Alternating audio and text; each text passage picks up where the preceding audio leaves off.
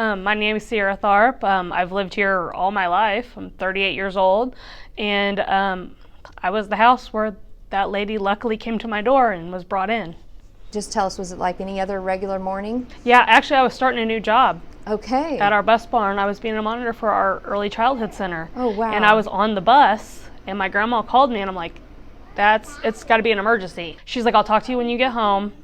And she's like, the police are gone. Well, when I got home, I walked in the door, and I'm like, no, they're up the road. And I'm thinking, what the heck? There's tons of cops everywhere. And she just looked at me, and she said, that's where the girl said she was raped. And I'm like, what? I was like, what girl? And I'm thinking a neighbor.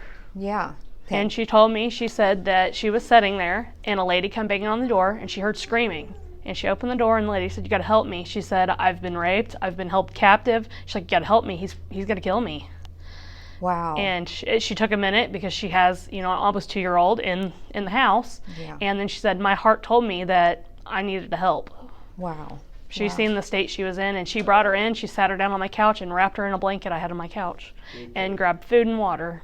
She was weak, and she had a metal dog collar around her neck and duct tape, which we're kind of guessing that was around her mouth, that she had maybe pulled down. My grandma said she had ligature marks on her wrists. The way it described like this, My grandma said it was a metal collar, and the way she described it was like she called it a bad dog collar. It She was said, restricting your breathing? yeah, it was restricting her breathing. She said that they couldn't cut it with scissors or anything, whatever it was made out of. And she said that they did cut it some, and they were able to loosen it so she could breathe, but that they had left it there. And of course, she said the duct tape was around her neck. Yeah. She flung that door open, she let that dog out, and she just ran. And a lot of people, are questioning, well, why did she go to her neighbor's house? And I think you walk out his door, you see my street. So I think she just, panic mode, I need to get out of here. And to me, going down that hill, you can still see that house, but you're kind of sheltered. Shielded to where I think she ran, and then she's like, I need help. Yeah. And my grandma said she was clothed. She had some, shorts on, and she said she didn't have much on, but she did have some clothes on. Okay. But she said that was the last thing I was even thinking about. Of what she had on. Yeah. And she could tell she was real weak and real hungry. Your grandmother really did a heroic thing. Yeah. And actually she apologized. She said, I'm sorry I brought the police to your house. And I said, no. I said, you did the right thing. I said, that's what I would have done. I said, if you would have told her no, her telling him no, that was a few minutes he could have been there and grabbed her. And so she was trying to find somewhere because she knew he'd be back. And then the police came in, and she was talking about how gentle the police were. She was like, they were so, they handled it so great. And she said that she made the comment that my friends didn't make it out. He killed my friends. They didn't make it out. Did she give any indication as to how many of her friends? No. No, she just said friends. Yeah, plural. she just kept saying that because she's worried about her friends. She said she told them exactly his name. She knew the exact name, the exact house. But she told me, she said, that girl knew her facts. She told them everything she could. She's like, and that story never changed. So she had said that she had been there since Yeah. September? Yeah, she said she had been there since September. Was that early September? She didn't. I don't think she really said. Okay.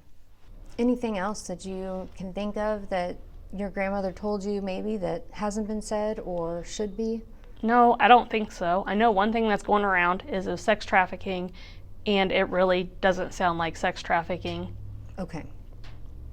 She's kind of under the impression, and the way she described it to me, it sounded like that she probably knew him. I know the news said no, but... So you had said that that you had spoken with him in the past. You've had some interaction with him. Yeah. It hasn't gone well. Can you maybe I had went up. I don't remember if I was chasing my dog. I have a husky that likes to run. But I was up there either chasing my dog or I was walking one of my dogs. And this little puppy, pit bull, I think it was a pit bull, come running over. And most people, especially here in town, I helped him. Being a dog mom that chases her dog, I tried helping, and there wasn't a thank you. He was very cold and very kind of rude and everything. And that was the only time I've talked to him. But I've only seen him a few times outside, and the last time I seen him was a couple months ago, and he's outside his truck, emergency flashers going, and just his actions were odd to me. But not enough that it kind of stuck out, but I just went on, like, Yeah. oh, he's creepy. Well, the house looks dead. Like, I didn't even know a child lived there besides the trampoline. I didn't know there was a kid there until yesterday. Okay, well, I know your grandmother doesn't want to speak, but you know, she's heroic for having done this and Yeah. really made a difference in this person's life and, you know, in saving them. Yeah, I told her that. I said, you're a hero, and she said, no, I'm not. Yeah, She's like, I did what I was supposed to. She's like, that's cool. but she's like that. She's Yeah. like, I don't want attention from it. Which I understand. And my only thing, like, I wasn't there, but I wanted the story out there and kind of speak for her. And Absolutely. And I was hoping if this girl somehow seen it, that she knew that I was thankful. You know, I was thankful that my house sheltered her. Yeah.